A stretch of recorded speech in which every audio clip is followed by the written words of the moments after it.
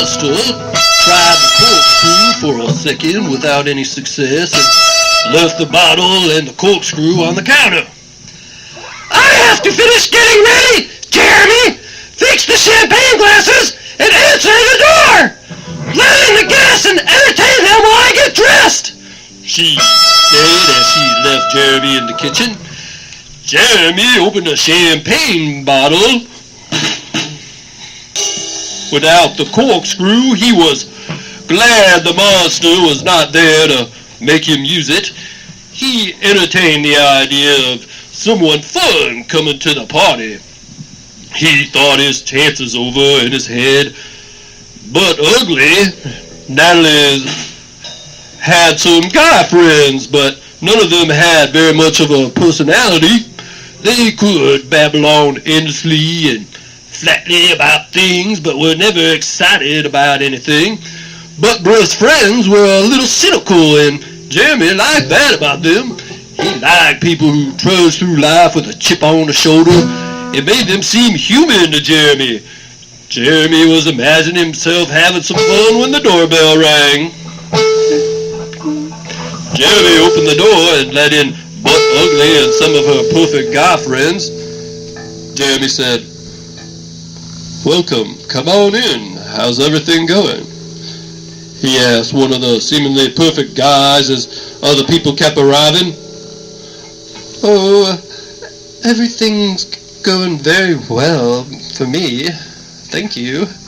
But Ugly Friend's Teddy replied to Jeremy's question. These perfect guys were perfectly boring, Jeremy thought. All they talk about is their family's money. "My father is a great investor." Jeremy yawned. "I'd like to import products from Mexico or Japan that I buy for a low amount of money and resell them in America for a lot more money." Jeremy nodded agreement. He was falling asleep. He tried to think of a plan to escape the monster party, to try to keep him awake. His mind was a total blank. The only thought he did have was, "I have to escape this terrible life. How do I escape?" His last original thought had made him puke. "I am going to visit Japan and try to make some business deals next week." But Ugly's friend continued blundering on about his boring life. Jeremy started to wonder, maybe if I kill this guy, stabbed him, or cut his throat or something, maybe they would blame it on Ugly. She's got a motive. She's listened to him yammer on endlessly many times. That's when it hit Jeremy like a ton of bricks. Jeremy started planning right then to frame the monster for the murders of Natalie and Kim, her two best friends. His mind raced new and fresh like a big field of wildflowers growing on the side of the highway. Beautiful, sweet ideas, one after another, on how he could frame Butt Ugly and frame the monster for once and for all times, and finally escape. He could drown them in liquid jello and refrigerate them after he chopped their bodies with an axe into many pieces and put them in a deep freezer. Humans' organs jello and feed it to the monster. He giggled a high-pitched giggle and but from gulping his champagne he had snuck from the appetizer tray had been passing around at the monster soiree. No, he thought, too messy. It would be like work, all that chopping and cleaning up of jello. He would cut the brake lines on their cars and then call them over there, only they would never arrive.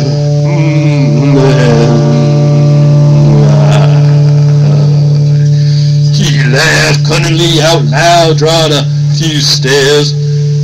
He quickly stopped laughing and walked briskly into the kitchen to get another tray of drinks. Poison their drinks. Not very original. he thought. Not monster material. Run over them with the monster's SUV when they least expect it. He thought. He worked the plan in his head a while before discarding it like the others. I could throw their purses or something in the trash. Set it in the end of the driveway. Tell them to check there for their lost items, and when they're digging around the bottom of those tall cans, just get the SUV and drive right over them. Drive over them a couple of times. It is murder, isn't it? And crush their skulls. His eyes were wide open, and he had a big, stupid grin on his face when the monster walked into the kitchen. Are you drinking up all the champagne in here? She yelled. Well, are you? She smacked him in the face hard, trying to remove his bug eyes and stupid grin. It really upset her bad to see him happy. She could tell he was trying to escape from her.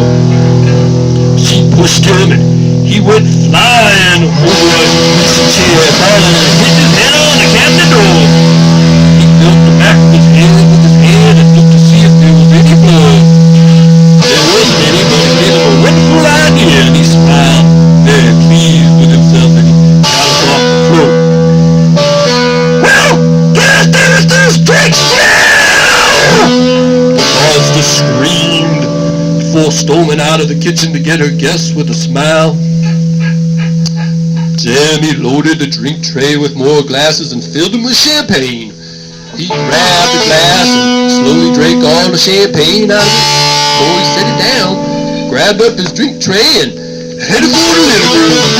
He went home to see the guests and planned the murders of Natalie and Kim.